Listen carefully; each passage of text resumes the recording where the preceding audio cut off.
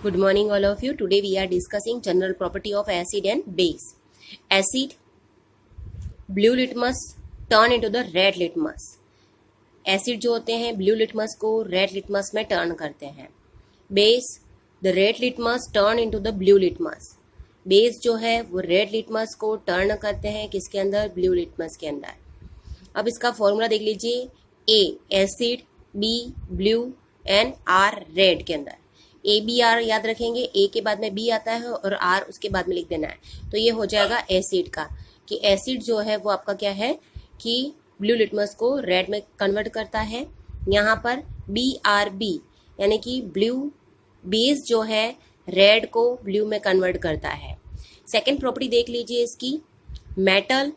Acid जो है वो मेटल के साथ में जब रिएक्ट करता है, acid react with metals, it form salt and hydrogen gas. जब एसिड आपका मेटल के साथ में रिएक्ट करता है तो साल्ट और हाइड्रोजन गैस देता है. For example H2O SO4, then ZnSO4 plus H2, zinc sulphate बना यहाँ पर, जिसके कारण क्या हो जाता है, हाइड्रोजन गैस निकल गई. अब इसको आप देख लीजिए किस तरह से हुआ आपका. ये बैलेंस की हुई नहीं है. यहाँ पर आप क्या कर दीजिए, जैसे कि ये H के मॉलिक्यूल्स है ना, H2 था और ये SO4. फर्स्ट पोजीशन प्लस वाले की, सेकेंड पोजीशन माइनस वाले की. Zn आपका जो है वो क्या है, पॉजिटिव है. तो यहाँ पर क्या हो जाएगा, ये पॉजिटिव वाला, उसके बाद में ये नेगेटिव वाला, और ये कहाँ चला जाएगा, इसके पीछे चला जाएगा. और ये H2 क्या हो जाएगा आपका, यहाँ पर रिलीज हो जाएगा. ZnSO4 यानी फर्स्ट पोजीशन पे प्लस वाला, सेकेंड पोजीशन पे माइनस वाला. ये आपके साल्ट की कंडीशन है, जहां पर आपका फर्स्ट में क्या होता है, पॉजिटिव, सेकेंड में नेगेटिव. अब बेस की बात करें तो देख लीजिए. Base react with metal, it's form salt and hydrogen gas. ये भी same to same property show करता है. NaOH plus Zn, Na2ZnO2 plus H2 gas is released. Hydrogen zincate कहते हैं इसको, सोडियम जिंकेट कहते हैं इसको. अब देख लीजिए, लेकिन ये क्या है, ये प्रॉपर्टी सारे मेटल, सारे बेस जो होते हैं वो शो नहीं करते. But know all metals on the reactions with the basis give the H2 gas. सारे मेटल बेस के साथ में रिएक्ट करके आपके हाइड्रोजन गैस नहीं देते हैं. ये एक एक्सेप्शन भी दे रखा है, कुछ ही मेटल इसके साथ में रिएक्ट करते हैं. नेक्स्ट प्रॉपर्टी देख लीजिए आपकी. Acid plus metal, acid plus metal oxide, then salt and water. अब देख लीजिए, एसिड जो है वो रिएक्ट करता है किसके साथ में, मेटल ऑक्साइड के साथ में. Copper oxide plus HCl, then CuCl2, then H2O. अब देख लीजिए इसमें किस तरह से क्या हुआ. Cu की वैलेंसी 2, O की वैलेंसी 2, जो कि यहाँ पर शो नहीं हो रहे, कोई नंबर शो नहीं हो रहे हैं. यहाँ पर क्या हुआ, HCl हो गया, H भी 2 है, Cl भी 2 है. जब ये दोनों अलग होंगे तो क्या हो जाएगा आपका, जैसे Cu कितने थे, प्लस 2 उसके ऊपर, O के ऊपर 2 माइनस, अलग हुआ तो ये जो था 2H के साथ में ये बाइंड हो जाएगा, तो क्या हो जाएगा, H2O बन जाएगा. इसका जो 2 था वो यहाँ लगेगा, इसकी जो बैलेंसी तो वो यहाँ लगेगी, तो हो गया आपका H2O. देन ये Cu2 था, जब Cl के साथ में ये जुड़ेगा तो क्या हो जाएगा, Cl के बाहर माइनस था यहाँ पर, ये यहाँ पर, और इसका 2 यहाँ पर, तो ये क्या हो जाएगा, CuCl2. तो ये क्या हो गया, copper oxide plus HCl, then copper chloride, then water.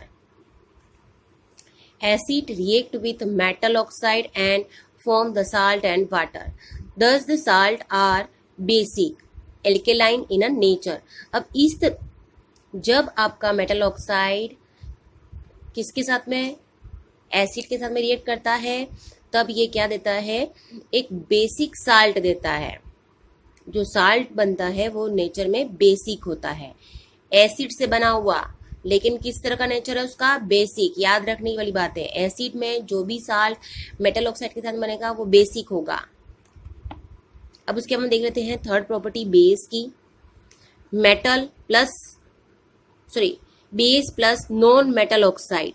अब यहाँ पर मेटल नहीं लेकर के क्या लेते हैं, non metal oxide, then it's form salt plus water, CO2। Non metal oxide carbon plus oxide, carbon आपका नॉन मेटल है, प्लस ऑक्साइड लिया carbon dioxide, then CaOH whole twice calcium hydroxide, then CaCO3 क्या बना आपका यहाँ पर, calcium carbonate plus H2O water. Base react with metal non metal oxide,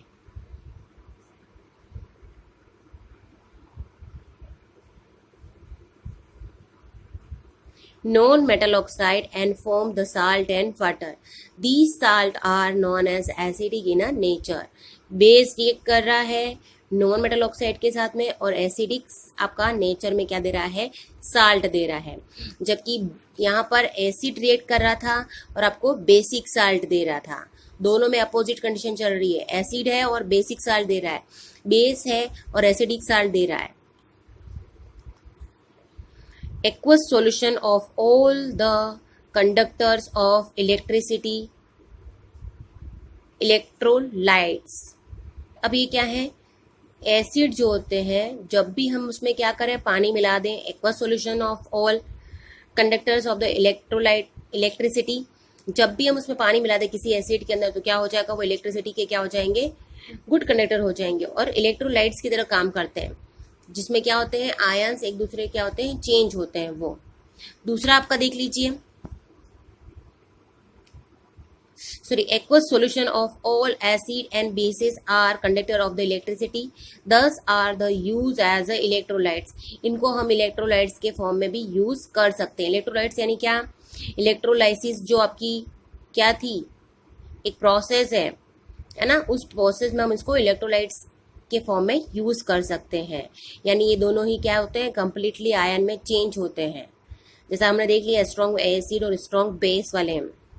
इसके बाद में देख लीजिए इसकी fifth, all acid react with base and lose their the properties and becomes the nature, this reactions is called a neutralisation reaction. अब देख लीजिए acid जब बेस के साथ में रिएक्शंस करता है तो अपनी प्रॉपर्टीज जो होती हैं एक दूसरे के साथ में जब रिएक्शन करने के बाद में एसिडिक प्रॉपर्टी और बेसिक प्रॉपर्टी दोनों को छोड़ देते हैं और दोनों ही क्या हो जाते हैं, नेचर में न्यूट्रल हो जाते हैं। देख लीजिए एसिड प्लस बेस किया तो साल्ट प्लस वाटर हो गया, HCl plus NaOH then NaCl plus H2O। First position plus वाले की, सेकेंड पोजिशन माइनस वाले की, फर्स्ट पोजिशन प्लस वाले की, सेकेंड पोजीशन माइनस वाले की।